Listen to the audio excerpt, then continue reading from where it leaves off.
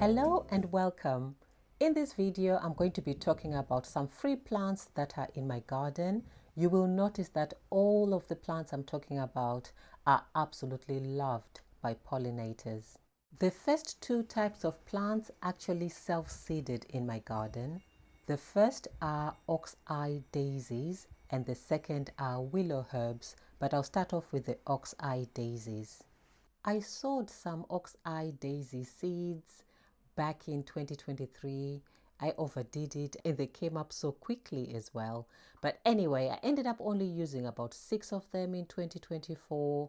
And then I noticed that in early 2025 that they had seedlings everywhere. So I thought, oh, good. So I planted those in containers. So I had ox-eye daisies in 2025. And then in 2026, guess what? They came back again. So there you go. So self-seeders are quite good at just seeding themselves. So you only need to sow them once if you sow them at all. Some of them, they just show up on their own. I actually did a video back in spring, I think, when I was talking about how I couldn't identify some of the seedlings and I actually let them keep growing so that I could decide whether I wanted to keep them in the garden or not. Some self-seeders are classified as invasive, which means they grow quickly and they're not good for the environment as a whole. So if you're not very clear on what a seedling is, it's probably worth asking your local nursery for advice or just taking the seedling out if it's growing too rapidly. Better to be safe than sorry. Willow herbs are prolific self-seeders. Initially, I was taking them out, but then I sort of gave in because they kept coming up.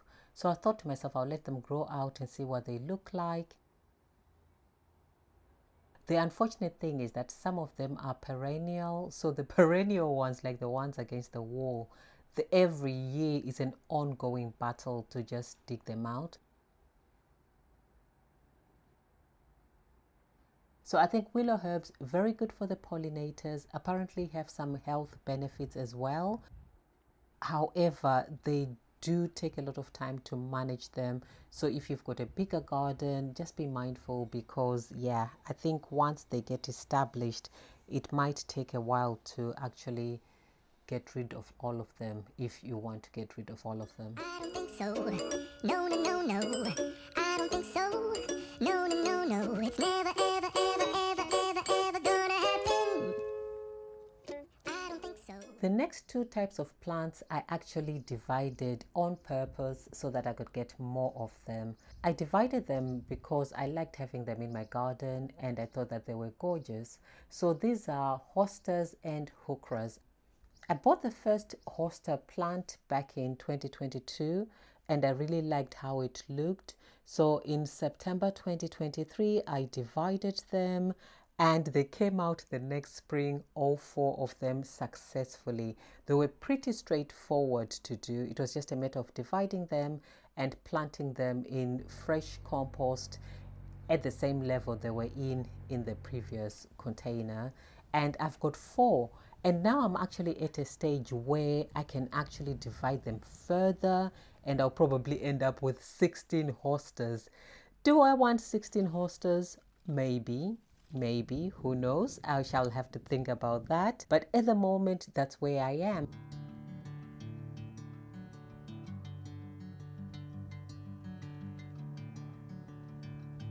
Next, I've got my heucheras. So there's a bit of a story behind the heucheras. So initially, I bought 3 types of heucheras, including this marmalade one. The darker colored ones were eaten, well, the roots were eaten by something. So I was left with the one.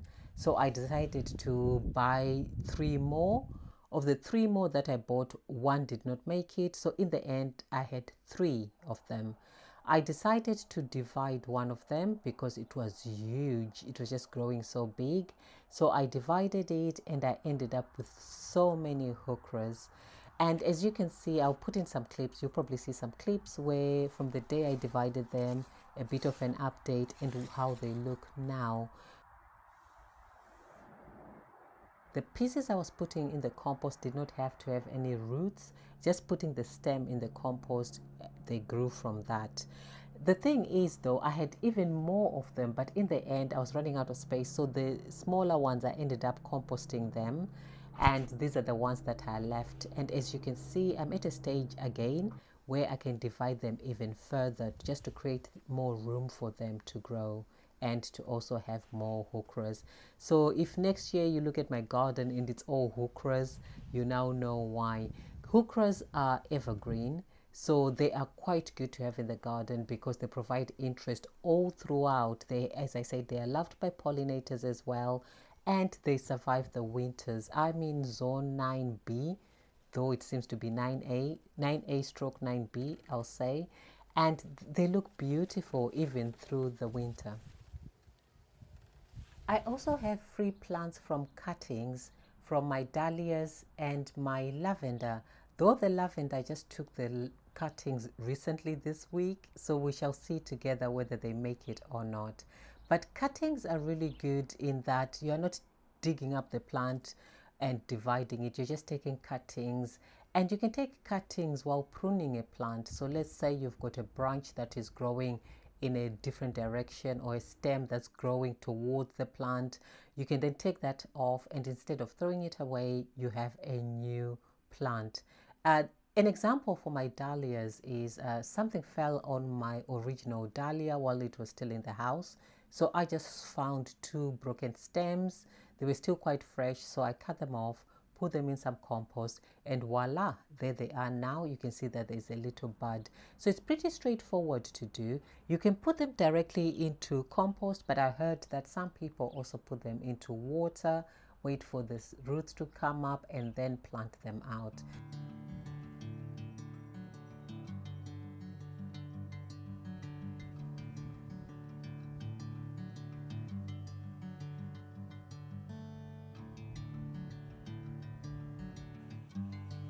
The final plant is lavender, and as I said, this was my very first time taking cuttings from it. So essentially, I looked it up and it said that I should only get cuttings from a non-flowering stem. I'll try and show the process I used when I was picking those up. So it's a stem that does not have a flower on it. That's the one you cut. I was putting them in straight into water because it was a warm day when I was taking these cuttings.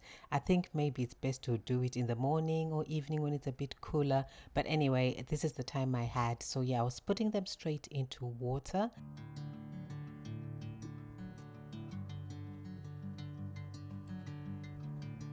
I then got all my supplies out, including my compost, and I was trimming the lower leaves and then putting it straight into the compost. I think I probably left a bit too much foliage at the top. We'll see how that works, but I think I might have left a bit too much. So that was it really. And then I just ensured that I covered it with the plastic. I then put it on a tray so that it would be easy to move around. At the moment, I left them on my potting bench, which is part shade, but I may move them to a sunnier area as the weeks go by. But from what I read, it should take between 6 to 8 weeks for the roots to form. In terms of maintenance, I just plan to ensure that I keep the compost moist, not too moist, but I don't want it drying out. So I'll make sure that I do that, and we shall see. I'll let you know how it goes.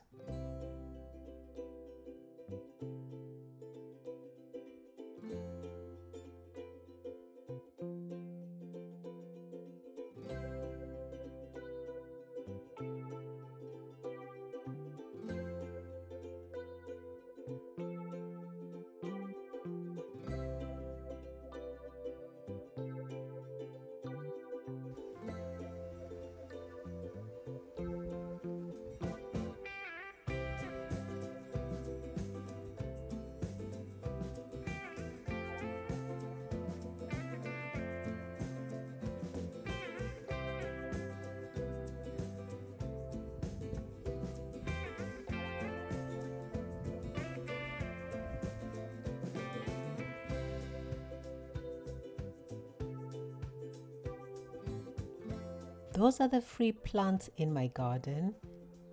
Thank you very much for joining me for this video, and I'll see you next time. Take care.